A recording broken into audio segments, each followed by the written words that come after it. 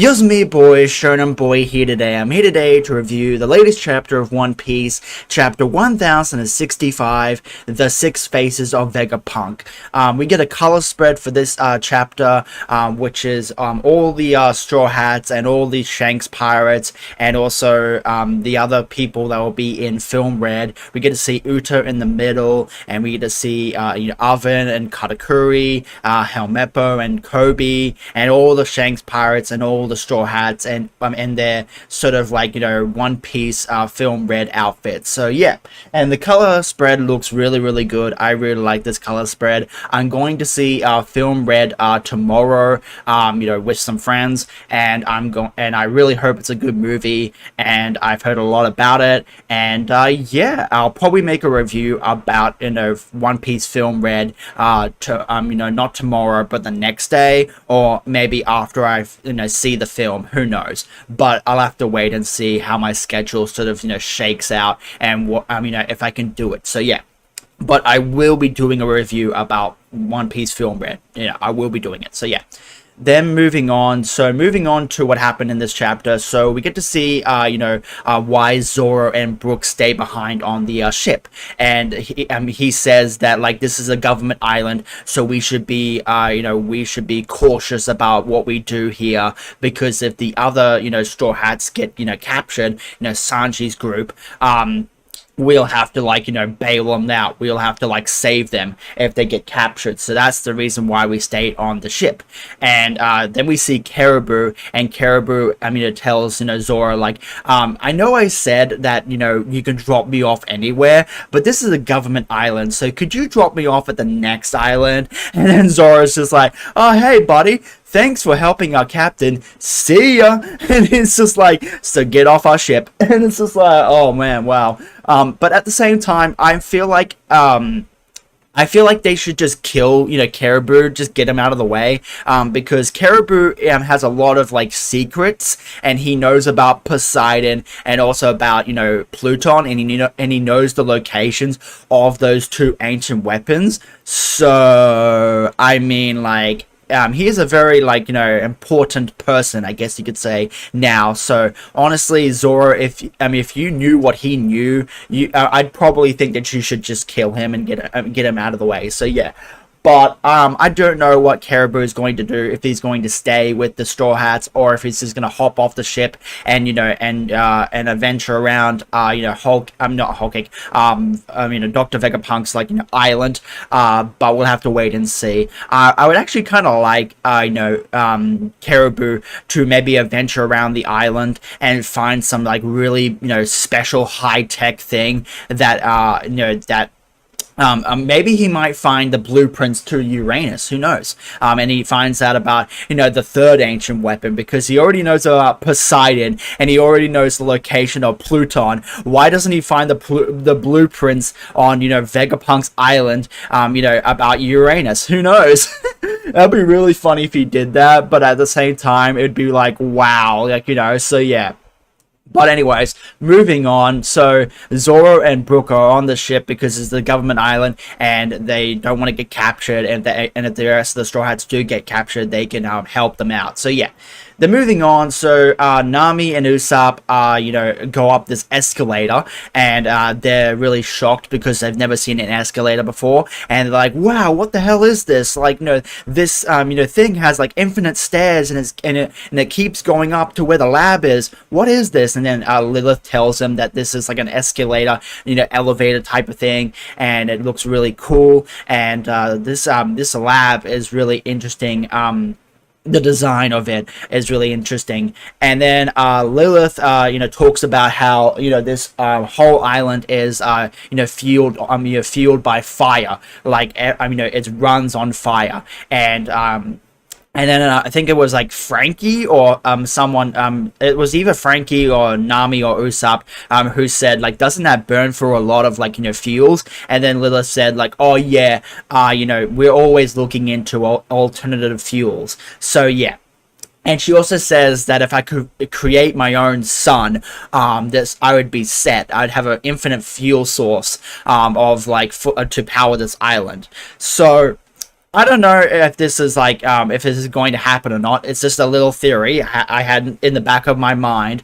But because Luffy is the sun god Nika and he has the sun god Nika fruit, maybe when Dr. Vegapunk, finds Luffy. Maybe he takes a blood sample of, like, Luffy's DNA and makes his Devil Fruit. And because it's the sun god Nika fruit, maybe he could make his own sun, and that's how he powers the island.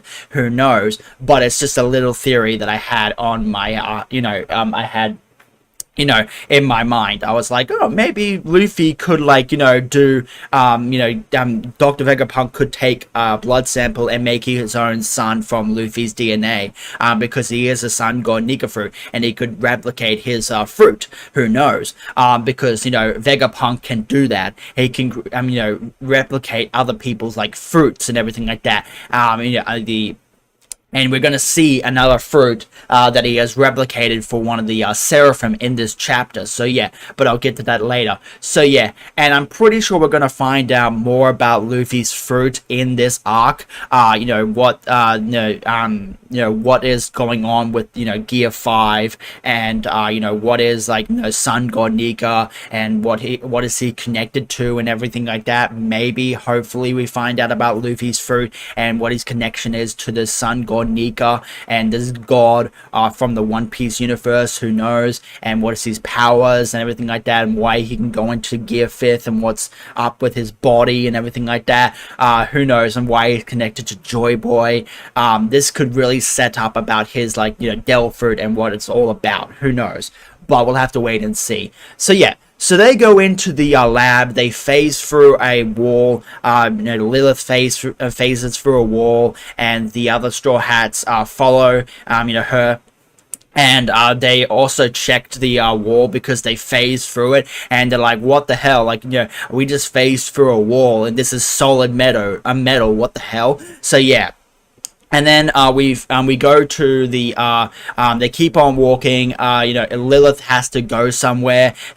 She gets a call from from one of the other Vegapunks, and this is going to be Edison, I think it is. Yeah, I think she gets a call from Edison. Yeah, what's up, Edison? Yeah, so she gets a call from Edison, and then she darts off and goes somewhere else. And then the Straw Hats go through the wall, and they're still, like, walking, and then they bump into Jimby Seraphim, and we basically get to see Jimby. He has a bit of he has a interesting design. He has the flames on his back. He has the black wings. His skin is dark. And he is sitting at a Seraphim tank that says Seraphim 4.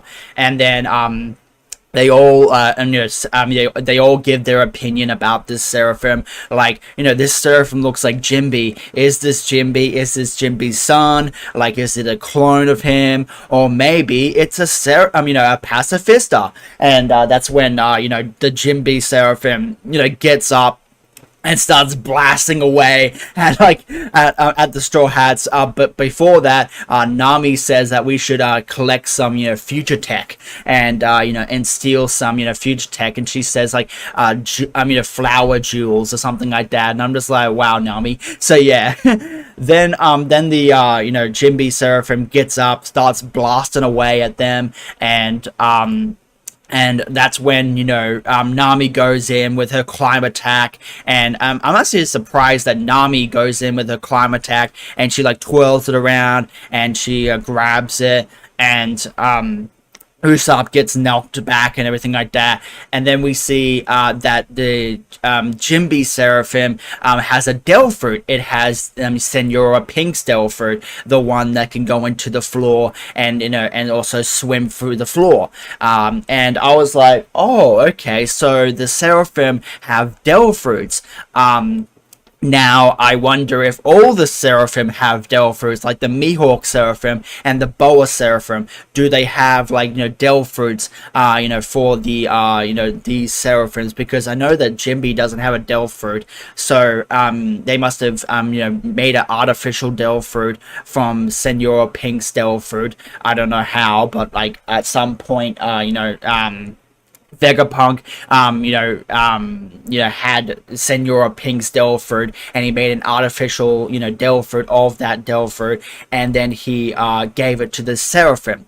And I'm assuming that, the Boa Seraphim has a Delphoid as well. I don't know if she has the exact same Delphoid as Boa Hancock, the one to petrify people, to make people go to stone. And then I don't know if the Mihawk one has a Delphoid, maybe, who knows, but I'm assuming that all the Seraphim that we're going to see, I'm pretty sure it's going to be all the 7 warlords, and they're all going to have, Delphoids. Maybe not the same Delphoids as like their counterparts as the other, 7 warlords, but they are going to have Delphoids. So yeah, so the Jinbe Seraphim grabs Nami by the throat and is about to full on try to kill Nami, and then Sanji comes in with a fire kick and double jambes him in the face, and it looks really cool. So yeah, then Sanji comes in with a Jable Dumbe, and he fire kicks the the Seraphim in the face, in the chin, and sign your own death warrant. Get your hands off Nami, and yeah. Then Robin does her Giante Fleur, and gets up her big version of herself, and says and then she does some fish karate moves, fishman karate moves, and I'm just like, oh yes, Robin getting to see some more fishman karate from her, and she does the sea serpent sea serpent snapdragon, and it looks really cool. And she does a bunch of hands that go to where the Seraphim is, but it doesn't really do too much to this Jinbe Seraphim. It's really strong, and I really like Robin's fruit, her I guess this is her awakened form, I don't know, but it looks really cool how she can make a bigger version of herself, and she can also incorporate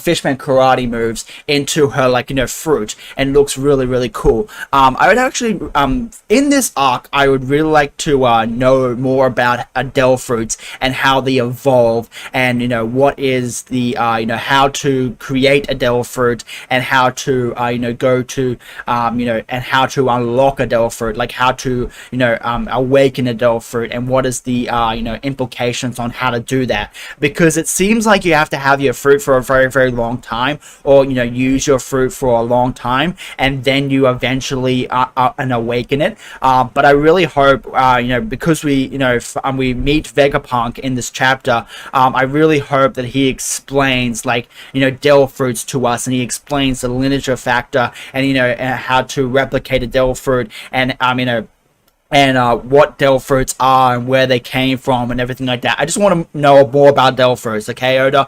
Please give me that information, please. I would really like that. So yeah. So then Robin goes in, tries to fight the Seraphim, and the Seraphim doesn't really get hurt by her attack. And then Usopp goes in and shoots one of his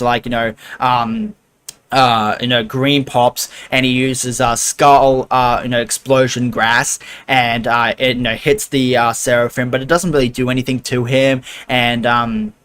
And then Jinbe comes in with the radical beam, and it's like, oh yeah, Usopp, just stand really, really still, and I'm going to radical beam this guy. And it's just like, wow. And Sanji tries to go in as well, tries to help Usopp out, because it grabbed Usopp by the neck and is trying to kill him. And then Jinbe's about to radical beam, Frankie is about to radical beam Jinbe, the Jinbe Seraphim, and then we see this new Vegapunk Edison drop down, and he has a really interesting design. He is a robot, I'm assuming, and he has a football sort of head, and he has 2 antennae on the top of his head, and he also has a jetpack as well, and he looks really interesting. I'll throw an image up on the screen so you can see it. So yeah.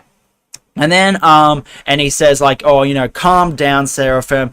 We might be at risk if we let this Seraphim, go any more wild. So yeah. Then Lilith, goes to where this Vegapunk is, and they're testing the Seraphim out on the Straw Hats. So yeah, so this is a test. It was a they weren't trying to hurt the Straw Hats or anything like that. They were just testing this, Seraphim on them because, the Straw Hats are really powerful and everything like that, and they wanted to see if the Seraphim could stand up to them. So yeah, and then the Edison, gets he gets a light bulb up on his head, and he, has an invention. He has like a new idea, and he, scampers off, and he's probably the inventor type of Vegapunk. And then we see another Vegapunk. This is Vegapunk Pythagoras, and this is another, robot, I'm assuming. And this robot is very interesting. It has like a turning top on its head, and it's like got these really weird sort of lanky arms, and it looks interesting. So yeah, and this is the wisdom for Vegapunk, and this is I think this is like Pythagoras. Pythagoras looks like he's like the one that darts down all the blueprints and and he has like all the planning and everything like that. So yeah, he does all the blueprints and the planning and all the schematics, I guess you could say. And then Edison is the he is the brain, he is the thinker, and he thinks up all these ideas and everything like that. So yeah. Then we move on, and we see the other versions of Dr. Vegapunk, and we also see this other girl who has the same similar design to Lilith, but she has like long hair, and she has goggles on her head, and she also has like these two ponytail things that are coming out of her head, and she looks really interesting and really cool. So yeah. And she also is eating a lot of food for some reason, and she's helping out Edison and in his experiment and everything like that. And it's a lot of wording. Honestly, this chapter is a lot of word. So yeah. But yeah, you can go and read this yourself. I'm not going to go over everything because there's a lot of words and we'd be here all day. So yeah, then we see that like the Vegapunks are connected somehow. All the different versions of Dr. Vegapunk, because one of them says that I need to really go to the toilet, but I can't go to the toilet just yet. So they tell the other girl, to go to the toilet for them, and it's like, and so they're connected somehow. I don't know how, but but this one is connected, and this is the girl Dr. Vegapunk, Dr. Vegapunk number 6 is Vegapunk Yoke, desire, yeah. And then we see her. She goes to the toilet and everything like that, and they're connected all through somehow. They're like I guess you could say they're like Pain from Naruto. How all the pains from Naruto were connected, through their eyes. They're connected through their bodies, I guess you could say. So yeah. Then we get this really nice spread from. In the chapter where we get to see the Shaka body and the Vegapunk body number 1, and this Vegapunk body is really cool. I really like the design of this. He's got like a really nice cool hoodie, and he has like a Daft Punk sort of like helmet on, and it says 01, and it looks really cool. I really like Vegapunk's design for Shaka. So yeah. And then he tells that the Seraphim to calm down, don't attack them anymore or anything like that. And yeah. And then he explains to them that they wanted to test the Seraphim on them, and that I'm Vegapunk, I'm Shaka Vegapunk, and they go, wait, I thought the other person was Vegapunk, and it's like, yeah, we have 6 bodies because we can't do everything ourselves, and we see all the we see all the different types of Vegapunks and everything like that, and we've seen them all now. So yeah, and yeah, so That's really cool. And then we move on, and this is the ending of the chapter, and we get to see that apparently the that we are in the past, and that the technology that was in the past was way more futuristic and way more powerful than what we have nowadays. And at the end of the chapter, we see that Luffy finds this really big giant, this really big animatronic giant that looks like it has a sword as well. I'm not too sure, but yeah. And it also says not unlike Egghead when it comes to the technology, a civilization from 900 years ago would you believe me? And 900 years ago, and there's like a massive robot that's in a junk heap, and Vegapunk says that the technology back 900 years ago was very way more advanced than the technology now. And yeah.